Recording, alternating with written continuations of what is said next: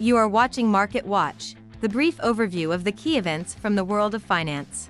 Wall Street futures declined following disappointing earnings from Alphabet, which weighed on the market.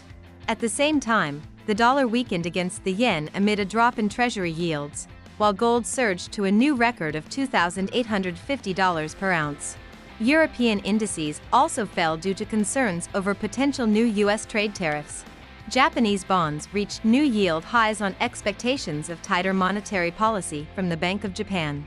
Oil prices declined as China imposed tariffs on U.S. imports, though pressure from the U.S. on Iran provided some market support. In the currency market, the Canadian dollar strengthened to a nearly two-week high against the U.S. dollar, continuing its upward trend after Canada avoided the immediate imposition of planned U.S. trade tariffs. The Canadian dollar gained 0.6%, reaching 1.4345 per US dollar, its strongest level since January 22. The decline in the US dollar is attributed to the perception that President Donald Trump's proposed tariffs are more of a negotiating tactic than a final policy. Earlier, Trump suspended the threat of significant tariffs on Mexico and Canada, agreeing to a 30-day pause in exchange for concessions on border and crime issues. Investors are now pricing in a 70% probability of a Bank of Canada rate cut in March.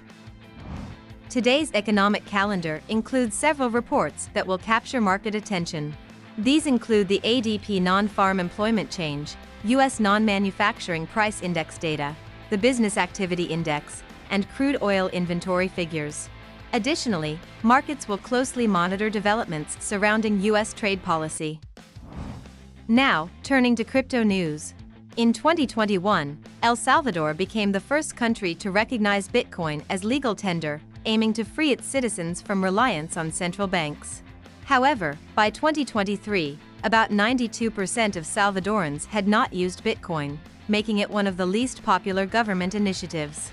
Seeking a $1.4 billion credit line from the International Monetary Fund, El Salvador's government was forced to scale back its Bitcoin adoption plans.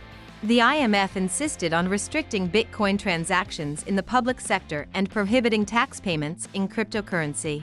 Despite this, the government continues to accumulate Bitcoin reserves but has abandoned the idea of widespread crypto adoption among the population. That's all I have.